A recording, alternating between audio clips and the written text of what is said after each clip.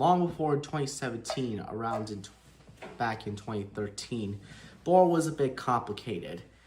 While he had great moments and powerful scenes, but his second film, Thor: The Dark World, was a pretty bit of a hot mess, and Marvel it did connect ways where Marvel hoped.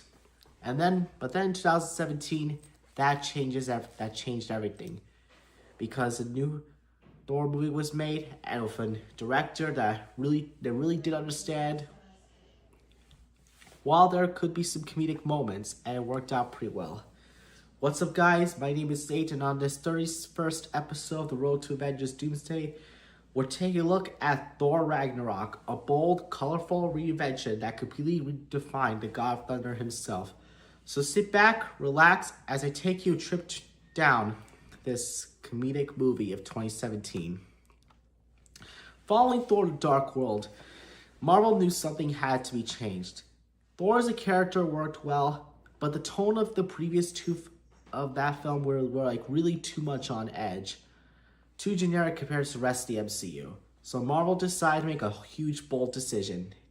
They brought a director with a completely different style, and that was director Taika Waititi, a guy who may have known done some little comedy films and some serious tones, and it shows how he can tackle a Thor movie like this.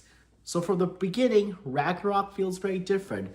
The bright colors, the fast-paced humor, and a more relaxed and comedic style of Thor.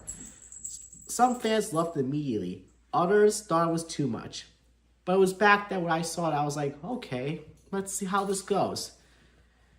And it gave Thor a personality that pretty much stood out for the rest of the film.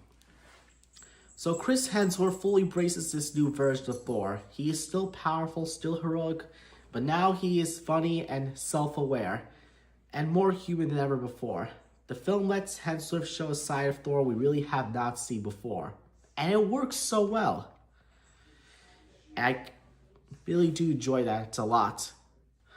The main villain of the movie is Hela, played by Cate Blanchett, a brilliant choice of an actress to play.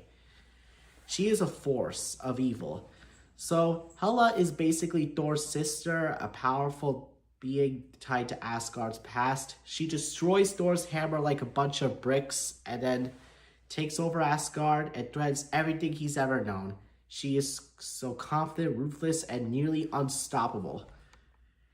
Following losing his first battle with Hela, Thor ends up on the planet Sakaar, a chaotic world ruled by the Grandmaster, played by the incredibly talented Jeff Goldblum. I do like his acting and how he uses like his weapon against a prisoner. It was just so funny to see his comedic style. I just like the actor a lot. But there, Thor's face forms into a gladiator battle, and that leads to one of the film's most iconic scenes, Thor versus Hulk. Hulk, who is played by returning actor Mark Ruffalo, returns in a very big way. This isn't the Hulk we've seen before in Avengers: Age of Ultron. He's been on Sakaar for years. He talks more, acts differently, and he's evolving very dangerously. His dynamic with him and Thor adds both humor and depth in the story. And I gotta appreciate how both actors do the performances a lot.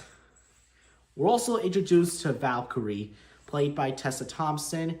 She's part of the Valkyrie Warriors of Asgard, she's like a lone survivor. And for warrior for tragic past, she slowly starts to rebuild her purpose again. She does great acting besides that. And of course, we can't talk about Loki, with returning actor Tom Hiddleston. Still unpredictable as ever, he's still complicated, but once again, caught between villain and ally. All these actors do really great performances, and they're fantastic. But despite all the humor we see in Thor Ragnarok, it still has the high stakes. Thor lost his hammer, his home, and even his dad, Odin. This film is about change, about letting go of the past and becoming something really new. And in the end, after Hela's defeated, then Thor realizes something really important. Asgard is not just a place, it's a people. And to save them, he must let Asgard fall. It's a powerful moment that redefines what it is to be king and a hero, what it really means. So, when Thor Ragnarok was released in 2017, it was a massive success. Fans praised the humor, the visuals, and the fresh direction, and revitalized Thor as a character. It sets up perfectly what's coming next. But in my conclusion, Thor Ragnarok didn't just change Thor. It proved the MCU could reinvent itself, take risks, try something new, and still succeed. And on the road to Avengers Doomsday, it's where things start to feel bigger than better. If you enjoyed this episode day reviews, make sure you give a like, subscribe, and let me know down below. Do you like the new Thor or you prefer the new old version? Just let me know down and I'll say my answers on it. But until then, I'll see you in the next part as we continue the road to Avengers Doomsday. Peace out and be good people.